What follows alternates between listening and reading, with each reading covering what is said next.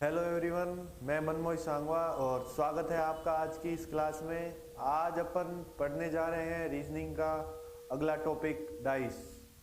Dice में generally अपने दो टाइप के क्वेश्चन बनते हैं और एक तो क्लोज डाइस के ऊपर बनता है और एक ओपन डाइस के ऊपर बनता है। ठीक है, तो सबसे पहले अपन जानते हैं कि डाइस होता क्या है। ठीक है,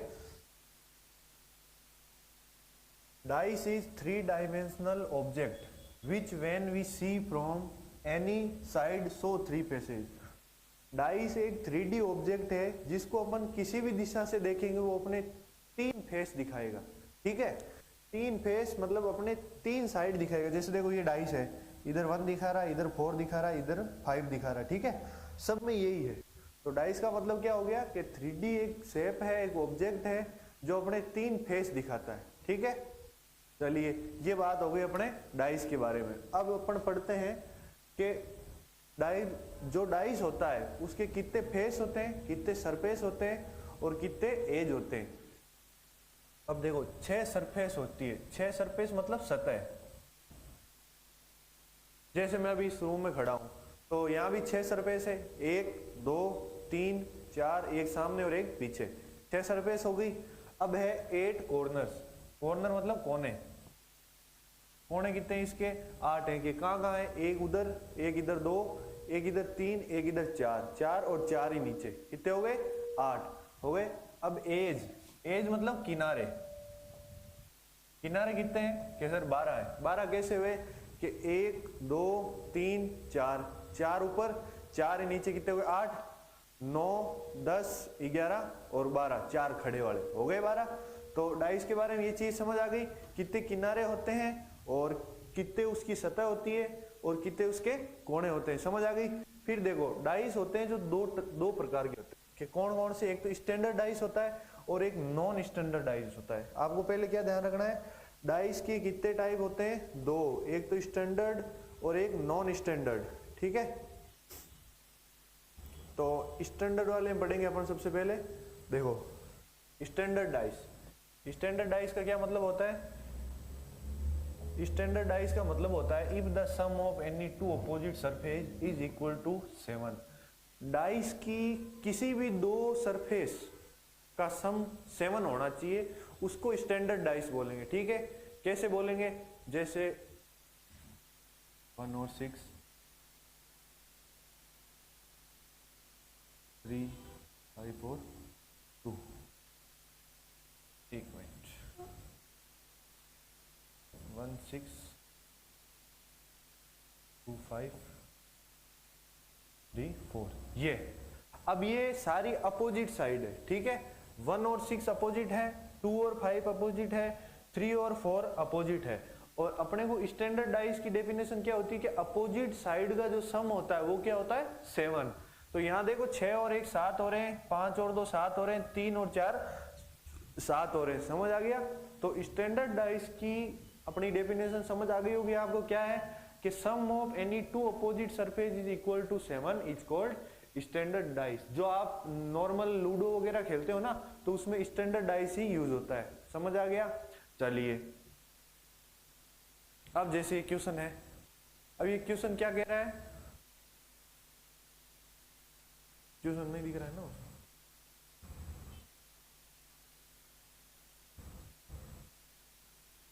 नहीं दिख रहा क्या। अब जैसे क्वेश्चन है, अब इसमें दे दिया 4 6 2। ठीक है, और यहां लिखा हुआ है 3 1 5, यहां दिया हुआ है 3 6 2। ठीक है, अब देखो जैसे अपने को क्वेश्चन क्या आता है जनरली कि इसकी अपोजिट साइड क्या होगी। जैसे मान लो ये क्वेश्चन है, अब इसमें यहां देखो अपने को अपोजिट साइड अगर किसी भी डाइस की निकालनी है तो उसका भी एक फॉर्मूला होता है। जैसे डाइस होता है तो उसमें 3 टाइप होते हैं। ठीक है, डाइस में 3 टाइप होते हैं। सबसे पहले वो पढ़ेंगे अपन, जिस प्रकार डाइस होता है उसके ऊपर टाइप्स ऑफ क्वेश्चन कितने बनेंगे, टाइप्स ऑफ क्वेश्चन। ठीक है, डाइस में जनरली 2 टाइप के क्वेश्चन बनते हैं, एक तो क्लोज डाइस होता है, एक होता है ओपन डाइस। ठीक है, एक होता है क्लोज डाइस और एक होता है ओपन डाइस। अभी क्लोज डाइस में क्या होता है, नो, पहला तो अपने एक कॉमन आएगा उसमें, या उसमें दो कॉमन आएगा, या उसमें कोई कॉमन ही नहीं आएगा। ठीक है, ये तीन टाइप होंगे क्लोज डाइस में। अब सबसे पहले अपन क्या देखेंगे कि अब जनरली एग्जाम में क्वेश्चन जो पूछा जाता है वो क्लोज डाइस से ही पूछा जाता है। तो इसमें याद आपको पूछ लेगा कि अपोजिट क्या होगा, दो डाइस दे देंगे, उनमें कुछ नंबर सेम हो जाएगा, उनके अपोजिट पूछ लेंगे। अब सबसे पहले अपन पढ़ेंगे वन कॉमन।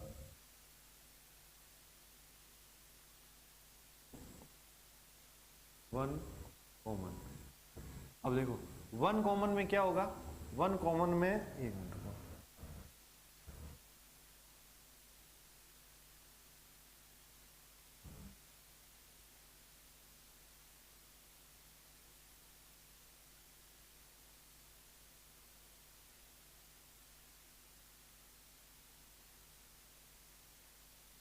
ठीक है भाई।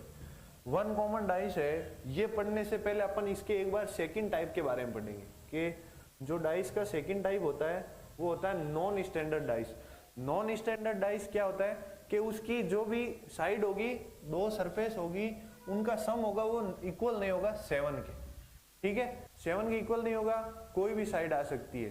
तो अपने स्टैंडर्ड में क्या था कि sum of opposite side are equal to 7, और इसमें 7 के इक्वल नहीं होगा। ठीक है, अब जैसे एग्जांपल था, इसमें अपन ने देख लिया कि यहाँ 6 है, 6 और 2 ये हो रही 7, तो ये कौन सा स्टैंडर्ड है। 5 और 3 हो रही है 7, तो ये भी स्टैंडर्ड है। और 6 और 2 8 हो गया, नहीं 3 2 5 हो गया, ये स्टैंडर्ड नहीं है। समझ आया, तो इसमें ये स्टैंडर्ड नहीं थी, ये दो स्टैंडर्ड थी, ये नॉन स्टैंडर्ड का एग्जाम्पल हो गया, ये स्टैंडर्ड का एग्जाम्पल हो गया। ठीक है, अब देखो, अब जैसे ये एग्जाम्पल है, तो अब इसमें क्या दे रखा है 6 4 1, तो 6 और 1 7 हो रहा है, 5 और 3 7 हो रहा है, 8 हो रहा है ये यहाँ, 4 और 3 ये 7 हो रहा है, और 5 और 2 7 हो रहा है। तो इन सब का 7 हो रहा है और ये साइड एक साथ ही आ गई, तो इसका मतलब ये कौन सा डाइस हो गया, ये हो गया non standard dice. Non standard हो गया। अब देखो, अब अपन बात करेंगे इसके जो फैक्ट थे उनके बारे में। In the dice one surface is opposite to any one surface while 4 adjacent surface are present around it. पासे की एक सतह के विपरीत कोई एक सतह होगी जबकि 4 सतह उसके निकटतम होगी। जो भी डाइस की दो सरफेस सेम होगी, अपोजिट होगी, वो तो उसके पीछे आएगी, बाकी 3 साइड आपको दिखाई देगी। ये अभी अपने बात की थी। दूसरा क्या कह रहे हैं, पासे में दो विपरीत फलक न तो कभी एक साथ दिखाई देगा और न ही कभी एक साथ छुप सकता है। मतलब पासे के जो दो विपरीत साइड थे, कौन कौन से, जिनका सम 7 हो रहा था, 1 और 6, 2 और 5, 4 और 3, ये ना कभी एक साथ एक पासे में आपको दिखाई देंगे और ना एक साथ छुप सकते हैं। ठीक है, मानक पासे में दो विपरीत फलकों का योग सदैव 7 होगा। ये अभी अपन ने पढ़ा था कि स्टैंडर्ड डाइस में जो दो सरफेस होगी, उनका जो दो अपोजिट साइड होगी, उनका सम क्या होगा कि 7 होगा। ठीक है, ये फैक्ट आपको याद रखना है, इसी फैक्ट के बेस पे ये पूरा चैप्टर होगा। ठीक है, अब देखो ये पढ़ते हैं अपन पहले। Only one common method, only one, ये हो गई ओनली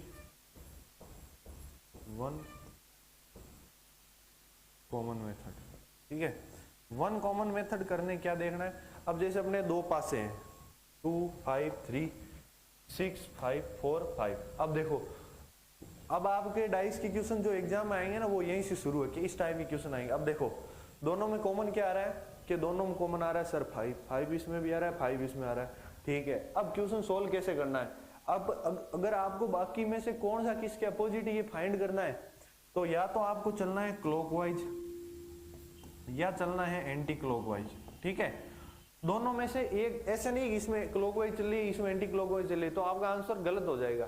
ठीक है, तो सबसे पहले देखो अपन ने लिख लिया 5। ठीक है, 5 के 5 है ही है। फिर देखो अपन चलते हैं क्लॉकवाइज, इधर भी क्लॉकवाइज चलेंगे, इधर भी क्लॉकवाइज चलेंगे। तो यहाँ 3 के अपोजिट क्या आ जाएगा 4, 2 के अपोजिट क्या आ जाएगा 6, कैसे आया कि यहाँ देखो 5 से क्लॉकवाइज चले तो 5 4 6 लिख रहे हैं, 5 4 6, 5 3 2, ये 5 3 2, इसका मतलब 5 के 5 अपोजिट है, 4 के 3 अपोजिट है और 6 के 2 अपोजिट है। समझ आ गया? बस वन कॉमन जो मेथड होगी उस पे इसी टाइप का क्वेश्चन बनेगा। अब जैसे ये क्वेश्चन है 1 2 6 4 5 6, अब देखो दोनों में कॉमन क्या आ रहा है कि सर 6 कॉमन आ रहा है, इसमें भी 6 कॉमन आ रहा है और इसमें भी 6 कॉमन आ रहा है, दोनों में 6 कॉमन आ रहा है ना, तो अपन क्या करेंगे पहले 6 को लिख देंगे, ये लिख दिया 6, ये लिख दिया 6। अब देखो अब अपन इसमें एक बार एंटी क्लॉकवाइज चल के देख लो, बोले ये एंटी क्लॉकवाइज चल दिए तो यहां पर भी एंटी क्लॉकवाइज जब चलेंगे तो 1 के अपोजिट कौन आ रहा है, वहां 4 आ रहा है, ठीक है। 2 के अपोजिट कौन आ रहा है कि सर 5 आ रहा है, तो ये अपना आंसर बन गया। आपको एग्जामिनर क्वेश्चन दे देगा, ऐसे 2 डाइस दे देगा और पूछेगा which number is opposite to 1, तो आंसर 4 दे देना है, which number is opposite to 2, तो आ जाएगा अपना 5, ठीक है। क्लियर है? अब चलो आगे। अब देखो अब बात आती है 2 कॉमन पे। इफ 2 नंबर्स आर कॉमन, क्या 2 numbers are common, if 2 numbers are common, अब 2 नंबर कॉमन आ जाए इसमें, जैसे इसमें 1 6 3 दिया हुआ है, 2 1 6 दिया हुआ है। अब सबसे पहले अपन क्या करेंगे, 1 के इक्वल 1 है, 6 के इक्वल 6 है, जो बचा हुआ है 3 के इक्वल क्या आ जाएगा 2 आ जाएगा, ये अपोजिट हो गए। अब देखो 1 और 6 हो गया, अब अपने को पूछे कि जो बाकी बचे हुए हैं, बाकी क्या बचे हुए हैं 5 और 4, तो 1 के अपोजिट 5 भी हो सकता है 4 भी हो सकता है, इसके भी अपोजिट 5 भी हो सकता है या 4 भी हो सकता है। अपने को कंफर्म नहीं पता कि दोनों में से कौन सा अपोजिट है, तो ऑप्शन में आपको क्या राइट करके आना है 5 या 4 दोनों में से एक, ये ऑप्शन मिलेगा आपको, एक फिक्स नहीं देगा, क्यों इसमें ये क्लियर कर ही नहीं रहा कि दोनों में से कॉमन कौन सा आएगा। चलो अब देखो ये हो गया। अब जैसे ये क्वेश्चन है 5 4 1 5 4 3, चलो बीच में भी ले लो, 5 के 5 इक्वल है, 4 के 4 है, 3 के 1 है, 3 के 1 हो गया, तो इनके बाकी में क्या बच जाएगा 2 या 6, और इसमें भी 2 या 6। समझ आ गया? बस इसी टाइप के नॉर्मल क्वेश्चन आएंगे। समझ आ गया कि भाई 5 के 5 है, ये अपने जो इसको मान लो क्लॉकवाइज चलेंगे ना, एंटी क्लॉकवाइज चलोगे या क्लॉकवाइज चलोगे, इसमें भी एंटी क्लॉकवाइज चलो चाहे क्लॉकवाइज चलो, ये अपना आंसर आना। और क्वेश्चन आपको इतना ही देगा कि which is number is opposite to 3, तो आंसर आएगा 1। 4 के अपोजिट पूछे तो 2 या 6 दोनों में से एक होगा, और ऑप्शन में यही दिया होगा 2 और 6 दोनों में से कौन सा है, ठीक है। अब देखो अब ये आ गई नो कॉमन मेथड, कौन सी कि no common method, no common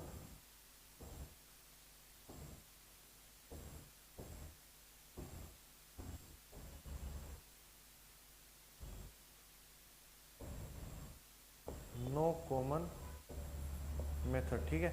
अब इसमें कोई भी कॉमन नहीं है, ठीक है। अब देखो 1 2 3 4 5 6 दे रखा है, ठीक है। अब इसमें कोई भी जब कॉमन नहीं है तो अपने क्या करना है, अपने को एक को कॉमन मानना है, ठीक है।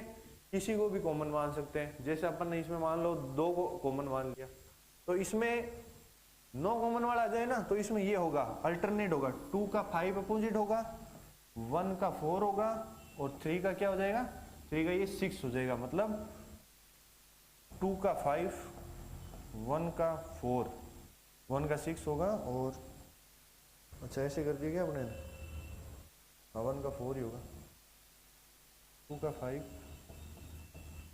का 4 3 का 6। समझ आ गया?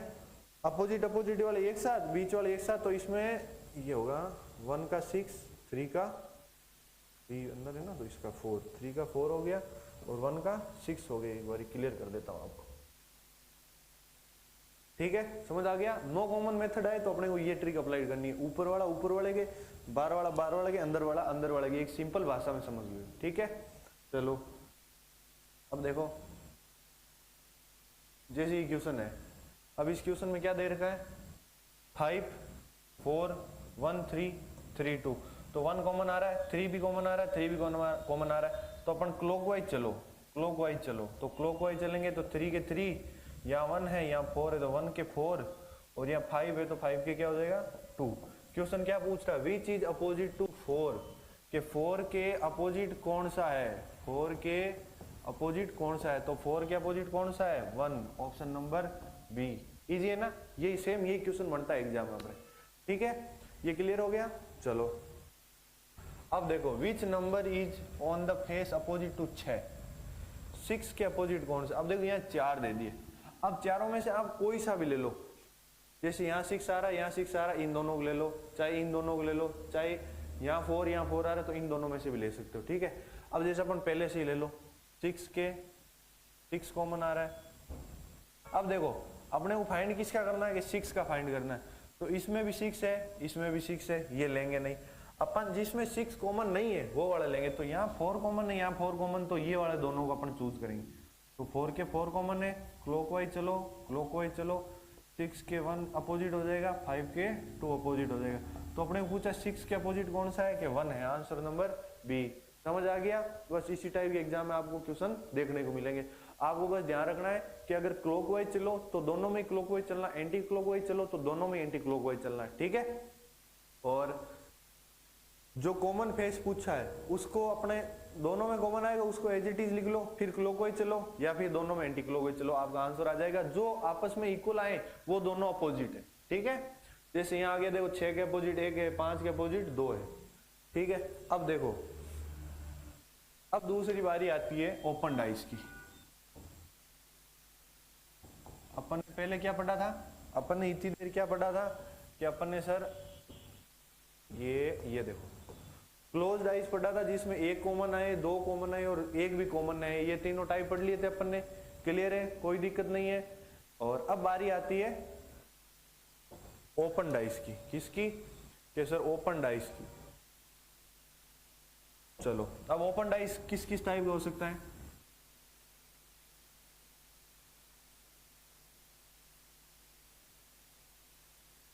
ये देखो ऐसा हो सकता है,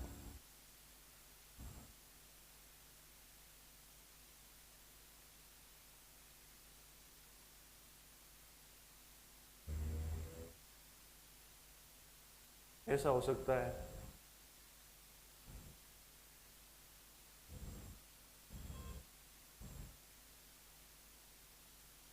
देखो अब जैसे मैंने 2 डायग्राम बना लिए, एक आपके ऐसा हो सकता है,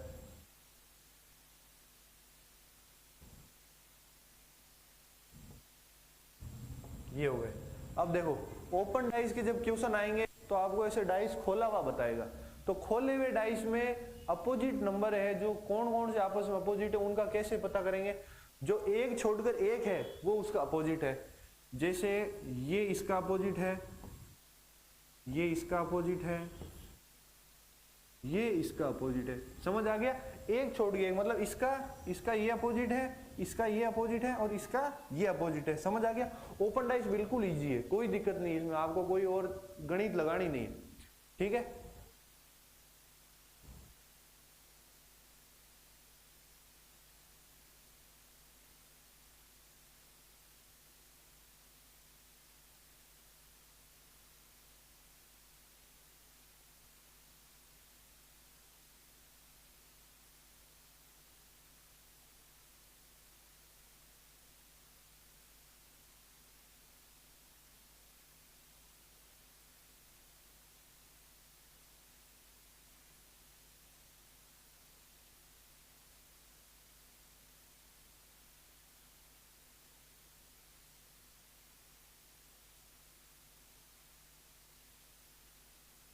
चलिए भाई जैसे ये हो गया। अब देखो इसमें कौन सा होगा, एक छोड़कर एक, मतलब इसका ये हो जाएगा, इसका ये हो जाएगा और वापस ये अल्टरनेट वाले आपस में। ठीक है, समझ आ गया।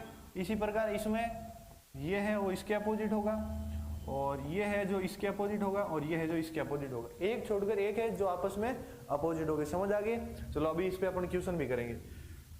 जैसे ये देखो ये क्वेश्चन है, तो इसमें 6 है, तो 6 के अपोजिट क्या आएगा इसमें कि 6 के अपोजिट 3 आएगा, 5 के अपोजिट 4 आएगा, 2 के अपोजिट 1 आएगा। समझ आ गया। अब इसमें भी 6 के अपोजिट 1, 5 के अपोजिट 3, 4 के अपोजिट 2, 5 के अपोजिट 3, 4 के अपोजिट 2, एक छोड़कर एक, इसको छोड़कर ये, इसको छोड़कर ये, इसको छोड़। ठीक है, यहाँ देखो यहाँ 6 के अपोजिट ये आ जाएगा 2, यहाँ 1 के अपोजिट 5 3 के अपोजिट 4, समझ आ गया। उसी प्रकार इसमें देखो 3 के अपोजिट 6 कि ये 3 के अपोजिट 6, 4 के अपोजिट 2, 4 के अपोजिट 2, 1 के अपोजिट अल्टरनेट वाला ये 5, समझ आ गया। बस इसी टाइप के आपको एग्जाम में क्वेश्चन देखने को मिले। चलो अब पढ़ते हैं अगला क्वेश्चन। चलो जैसे ही क्वेश्चन था ये अपन ने समझ लिया इसके बारे में पूरा। अब बारी है अगले एग्जाम्पल की। जैसे एग्जाम्पल दे दिया, अब इस एग्जाम्पल में क्या कह रहा है, ये अपने को एक फिगर दे दिया। अब इसमें बताना है कि इनमें से कौन सा फिगर करेक्ट है। सबसे पहले अपोजिट लिख लो कि 1 के अपोजिट 6 है, ये रहा, 2 के अपोजिट 4 है, 5 के अपोजिट 3 है, ठीक है।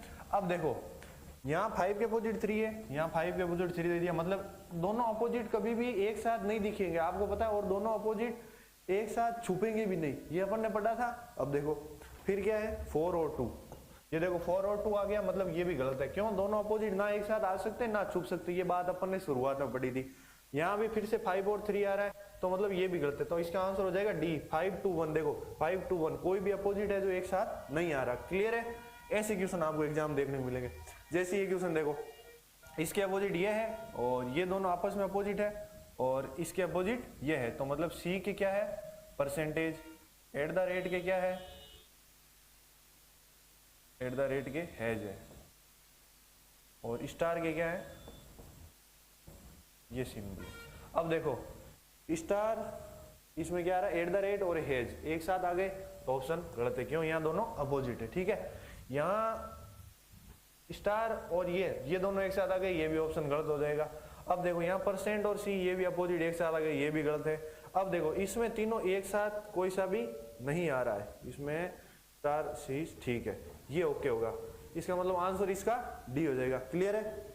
चलो जैसे ये क्वेश्चन है, अब इसमें क्या दे रखा है कि एक खाली बॉक्स अपोजिट है, दूसरे खाली के तीसरा खाली अपोजिट है, और ए के बी है। तो इसमें देखो अगर ये दो खाली लेंगे तो तीसरा अपोजिट हो ही नहीं सकता, क्योंकि अगर इन दोनों को लेंगे तो एक तीसरा बॉक्स आना ही नहीं, तो इनमें तीनों बॉक्स आ रहे हैं, तो इसका मतलब ये आंसर गलत हो जाएगा, ठीक है। ए के बी अपोजिट आ रहा है, ए के बी अपोजिट आ रहा है, जो भी गलत है। क्यों, अपने क्वेश्चन में ए और बी दोनों अपोजिट है, और इनमें अपोजिट एक साथ नहीं आते, ये अपन ने पहले पढ़ लिया था, ठीक है।